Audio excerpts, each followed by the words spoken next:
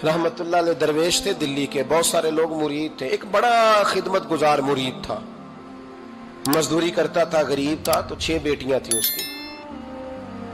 हजरत साहब के पास रोज आके कहता, हुजूर बच्चियों के लिए दुआ करें, अल्लाह कोई असबाब पैदा कर दे। एक बच्ची की शादी का खर्चा 1000 दिनार है और मैं गरीब हूं। हजरत साहब दुआ कर देते।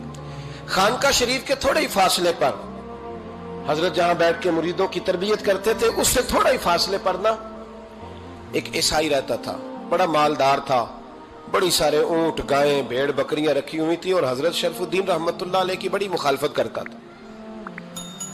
और ये जो आपका गरीब मुरीद था, ये उसका पड़ोसी था। एक दिन बुला के ना उनको कहने लगा कि तू किधर जाके जो है वो टकरे मार रहा है, वहां से कुछ नहीं मिलने वाला।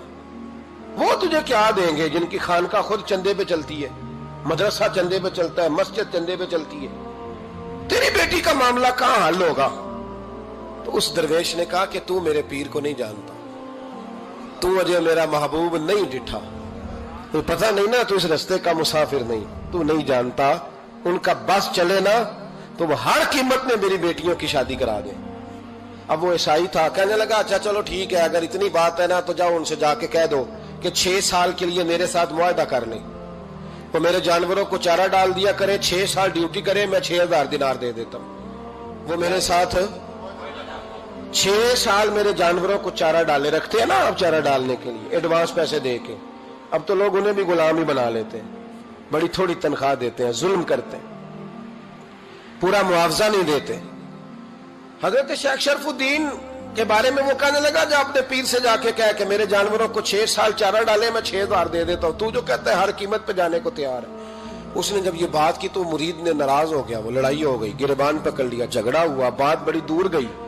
इस तरह की बात करता है मेरे हजरत के बारे में, तेरे जैसे कई मैं वहां काम पे रखा दूं। जब वो बड़ी बहस हुई, बात मोहल्ले में, इलाके में फैल गई, दुनिया ने सुन ली, तो शेख शरफुद्दीन तक भी पहुंच गई। इस तरह झगड़ा हुआ है। लोग सो गए इशा की नमाज के बाद।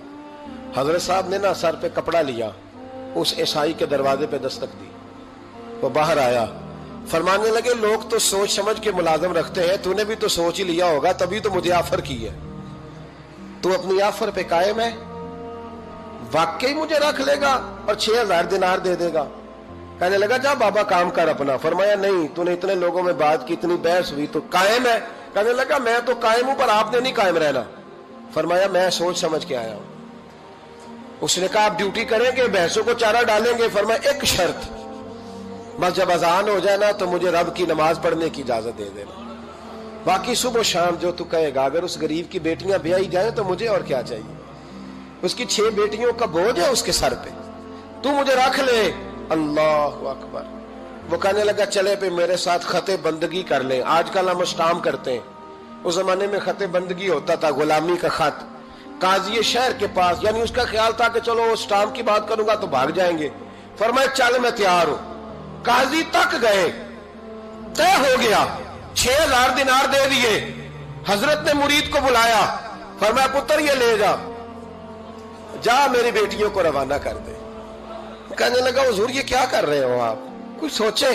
फरमाया यार जब तुझे बेटा बना लिया तो फिर मेरी पोतियां तो लगती हैं ना, मेरा हक तो बनता है ना, जा जाके ड्यूटी कर, उनको ब्याह दे। बात फैल गई। बादशाह भी अकीदतमंद था, वो 12000 दिनार लेके पहुंचा। क्या बताऊं इन रब के बंदों का दिल कैसा होता है, क्या दर्द होता है, क्या रंग। 12000 दिनार लेके बादशाह आया और आके हजरत को पेश किए, का हुजूर आप दें इस ईसाई को, डबल दें और जाए काम करें। आप फरमाने लगे तू पैसे दे, शर्तें ना लगा, मेरा जहां दिल करेगा मैं खर्च करूंगा। मुझे तो मजा ही अब आने लगा है, अभी तो लुत्फ आ रहा है, अभी तो जायका आया है कुछ करने का। पैसे देने हैं तो दे, पाबंदी ना लगा, जहां मेरा दिल करेगा मैं। उसने कहा हुजूर ठीक है रख ले। हजरत ने फजर मस्जिद में पढ़ी, जेब में 12000 दिनार थे, ऐलान फरमाया भी किसी और की बेटी भी बैठी है तो पैसे मेरे पास है। वो 12000 दिनार भी बांट दिया और 12000 दिनार बांट के ना तो फिर चले गए खेत में चारा काटने। उस ईसाई को किसी ने बतलाया कि उनके पास तो 12000 आया है, पर तुझसे जान नहीं छुड़ाई उन्होंने। वादा ये हुआ था कि 6 देंगे तो जाएंगे, जब तक देंगे नहीं तेरे घर में काम करेंगे। वो ना चारा काट रहे थे, हजरत साहब तो वहां पहुंच गया, दूर जाके खड़ा हो गया, कहने लगा बाबा پہلے تو میں نے مسلمانوں کے اخلاق سنے تھے، اب تو میں نے دیکھ بھی لیے، پر یہ بتا جب 12,000 آیا تھا جان کیوں نہیں چھڑائی؟ تو حضرت چارہ کاٹتے کاٹتے رو پڑے، فرمانے لگے تو نہیں نہ جانتا یہ بیٹیاں سانجھی ہوتی ہیں، پتہ نہیں نا؟ میرے رسول پاک نے تو حاتم تائی کی بیٹی کے سر پہ کپڑا رکھ کے کہا تھا بیٹیاں برابر ہوتی ہیں، تو یہ نہیں پتا جب اس کی 6 بیٹیوں کی شادی ہوئی ہے میرے اندر روحانیت کتنی بڑی ہے۔ فرمایا پھر 12,000 آیا ہے تو 2-4 بچیاں پھر گئی ہیں، تجھے نہیں پتا میں اندر سے راضی کتنا ہوں، میں تیری نوکری کرتا رہوں گا، پتہ نہیں اللہ کتنی بیٹیوں کو بیاہ دے گا۔ اتنا رویا وہ عیسائی کے پیروں میں بیٹھ گیا، کہنے لگا بابا میں نے تیری مخالفت کی ہے پر تیرے قریب آ کے پتہ چلا ہے کہ تو بہت اونچے اخلاق کا مالک ہے، اور اگر تیرا یہ مقام ہے تو تجھے اخلاق سکھانے والے محمد عربی کی شان کتنی ہوگی۔ ظالم کی بولیے جاتے نہیں لوگ جھوٹے گواہ بن کے، وکیل صاحب کو نہیں پتا ہوتا کہ یہ بندہ مجرم ہے جو میرے پاس آیا، کیا مجرموں کے وکیل نہیں ہوتے؟ بولے تو اس کو پتہ نہیں ہوتا وکیل صاحب کو کہ یہ صاحب مجرم ہے میرے پاس مقدمہ لے کے آئے، اور اگر بے ادبی نہ ہو جائے تو میرا خیال ہے قاضی عدالت کو بھی پتا ہوتا ہے کہ مجرم کون ہے اور مظلوم۔ میرے نبی پاک صلی اللہ علیہ وسلم نے اس قدر زیادہ سختی فرمائی اس مسئلے میں، فرمایا جس کو پتا تھا کہ فلاں آدمی ظالم ہے، ظلم کر رہا، پھر وہ ظالم کا گواہ بنا یا اس نے ظالم کی مدد کی، کتنی کی؟ شارحین لکھتے ہیں چاہے اس نے ایک جملہ بول کے کی، چاہے ایک، سارے بولیے، چاہے ایک غریب کو اس نے ظلم کیا تو کہتے ہیں علاج یہ سی، چاہے ایک جملہ بول کے کی، شارحین اس حدیث کی شرح میں لکھتے ہیں ایک جملہ بول کے چاہے مدد کی، جس بندے نے کسی ظالم کی مدد کی کسی مقدمے میں یا کسی صورت میں اور اسے پتا تھا یہ ظالم ہے، میرے نبی پاک صلی اللہ تعالی علیہ وسلم فرماتے ہیں اگر اس نے مدد کی، ابھی ظالم کی بات نہیں ہو رہی، ظالم کے مددگار کی بات ہو رہی، اگر کسی نے ظالم کی مدد کی تو حضور فرماتے ہیں خدا بھی اس سے بری و ذمہ ہے، رسول بھی اس سے بری و ذمہ ہے۔ سنبھال کے رکھے اپنی نمازیں، قربانیاں، حج، زکوٰۃ سنبھال کے رکھے۔ اگر ظالموں کا مددگار ہے، الیکشن آ لینے دے، آپ کو نظر آ جائے گا کون کون ظالموں کا مددگار ہے، نظر آ جائے گا۔ اپنی جیب سے لوگ پیسے دے کے ظالموں کی مدد کریں گے، ان کے فلیکس چھپوائیں گے، بورڈ لگوائیں گے، جیبوں سے پیسے دے کے۔ ہم نے خود آگ لگائی ہے چمن میں اپنے، بے سبب گردشی ایام کو الزام نہ دو، ہم نے خود نور کا ظلمت سے کیا ہے سودا، کر کے توہین سحر شام کو الزام نہ دو۔ ظالموں کے مددگار میدان میں آ گئے، یہ چھوٹا لفظ نہیں، میرے حبیب پاک صلی اللہ علیہ وسلم نے فرمایا جو ظالم کا مددگار ہے سن لے جو سجن کے ساتھ کچہری جاتا ہے، وہ یاد رکھے جو دوست کا گواہ بنتا ہے، وہ یاد رکھے جو کہتا ہے میں مانگی گیا تھا، مجھے بلایا گیا تھا قبضہ چھڑانے کے لیے کسی غریب بیوہ کی جائیداد پہ، وہ سن لے تو مدد کر کے نہیں آیا، تو خدا کے ذمے سے نکل گیا ہے۔ رسول پاک نے فرمایا تیرا میرا تعلق ختم ہو گیا، تو ظالم کا مددگار ہو گیا، پھر تو کہتا میں بے چین ہوں، میں بے قرار ہوں، میں آزمائش کا شکار ہوں، پلٹ کے دیکھ تو صحیح تیرا گناہ کتنا بڑا ہے۔ میرے نبی پاک صلی اللہ علیہ وسلم کا ایک اور فرمان سن لیں، ابن ماجہ ابو داؤد میں موجود ہے، اس حدیث کو آپ نے یاد کر لینا ہے، کر لیں گے انشاءاللہ، سارے کہیے انشاءاللہ، کر لیں گے یاد۔ حضور صلی اللہ علیہ وسلم نے فرمایا اگر تو ظالم کی مدد کرے گا نا، یہ لفظ دل کی تختی پہ لکھ لینا، یہ مکافات عمل ہے، مکافات عمل دنیا، ادھر کرو گے تو ادھر بھرو گے۔ فرمایا اگر تو کسی ظالم کی مدد کرے گا، سن لے حضور کا فرمان ہے، اگر تو ابن ماجہ ابو داؤد سیاہ میں موجود ہے، فرمایا اگر تو کسی ظالم کی مدد کرے گا تو رب تعالیٰ مرنے سے پہلے تیرے اوپر بھی ظالم کو مسلط کر دے گا، تیرے اوپر بھی ایک دفعہ ظلم ضرور ہوگا اگر تو ظالم کی، وہ کسی صورت میں بھی ہو سکتا ہے، کسی صورت میں بھی تیرا بیٹا ہی اٹھ کے ظلم کر دے گا، تو الجھ جائے گا، کسی نہ کسی جگہ تیرے لیے تباہی کا سامان ہوگا، تیرے اوپر ظلم ہوگا، اس لیے کہ تو ظالموں کا مددگار ہے۔ چاہیے یہ تھا کہ تو مظلوم کی مدد کرتا، انسانی ایمانی یقین کا فریضہ سر انجام دیتا، تو ظالموں کا مددگار ہو گیا۔ ٹٹول کے دیکھ لیں، رزلٹ نکال کے دیکھ لیں، ہمارے زمانے میں ظالموں کے مددگار زیادہ ہیں، اتنی لمبی زبانیں نکال کے ظالموں کی مدد کرتے ہیں، بڑے بڑے کالم نویس اللہ نے انہیں قدرت دی لکھنے کی، تو اپنا قلم ظالموں کی مدد میں خرچ کرتے ہیں۔ وہ لوگ جن کو اللہ تبارک و تعالیٰ نے قدرت دی، ہمت دی، طاقت دی، کچھ لوگ ان کے حلقہ احباب میں، وہ اپنے لوگوں کو استعمال کر کے ظالموں کی مدد کرتے ہیں، ظالموں کی مدد کرتے ہیں۔ میرے نبی کریم سید عالم نور مجسم صلی اللہ علیہ وسلم نے فرمایا، اگر تو نے ظالم کی مدد کی تو جب تک تو توبہ نہیں کرے گا رب تجھ سے ناراض ہی رہے گا۔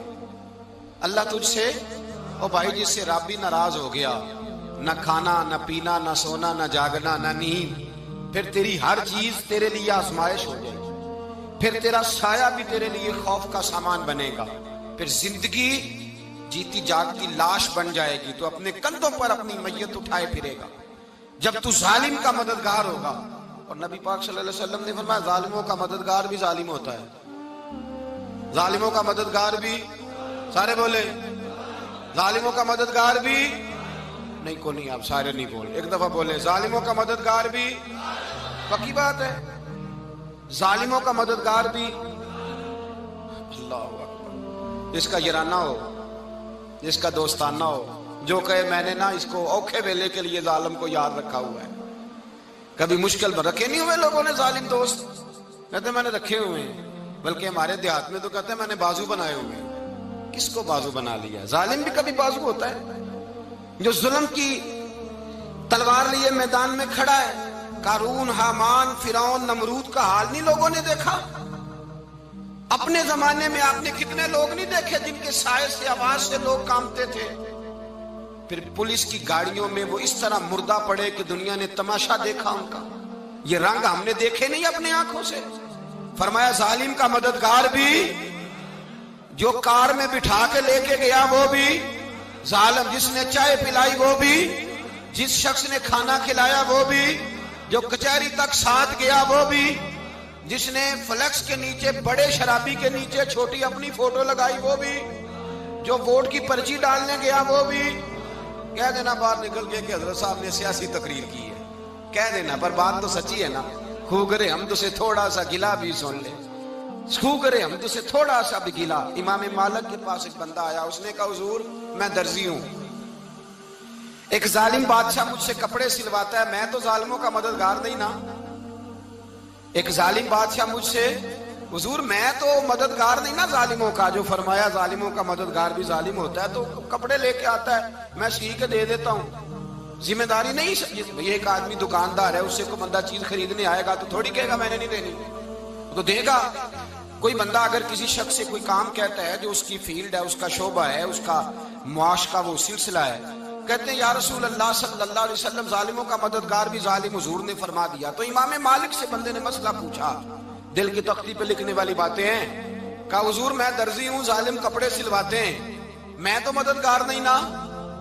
امام صاحب کہنے لگے نہیں، مددگار تو وہ ہوگا جو تجھے سوئی دھاگا فراہم کرے گا، تو تو پورے کپڑے سی کے دیتا ہے، تو تو خود بہت بڑا ظالم ہے، تو پورے سوٹ سی کے دیتا ہے، تو تو بہت بڑا ظالم خود ہے۔ مددگار تو وہ ہوگا جو تجھے دھاگا دے گا، جو تجھے بٹن دے گا، جو تجھے نلکی دے گا، جو ظالم سے اتنی نفرت ظلم کر کے بندہ ہے۔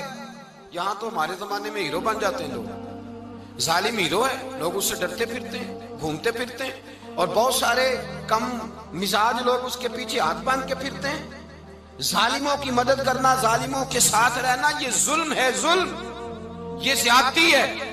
میرے نبی پاک صلی اللہ تعالی علیہ وآلہ وسلم نے ارشاد فرمایا، یاد رکھو رب فرماتا ہے میں مظلوم کی مدد ضرور کروں گا، چاہے جلدی کروں چاہے دیر سے کروں، میں مظلوم کی مدد۔ اور حضور صلی اللہ علیہ وسلم نے فرمایا ہے، حضرت معاذ بن جبل کہتے ہیں حضور نے مجھے یمن کا گورنر بنایا، جب میں جانے لگا نا تو حضور نے بڑی نصیحتیں کی، بخاری میں موجود ہے، فرماتے ہیں جب میں پلٹنے لگا تو میرے رسول نے فرمایا معاذ ایک منٹ ٹھہر جا، ایک بات میری یاد رکھنا، اس کو نہ بھولنا۔ کہا حضور کیا؟ فرمایا دیکھنا کسی پہ ظلم نہ کر بیٹھنا، کہیں تجھ سے زیادتی نہ ہو جائے۔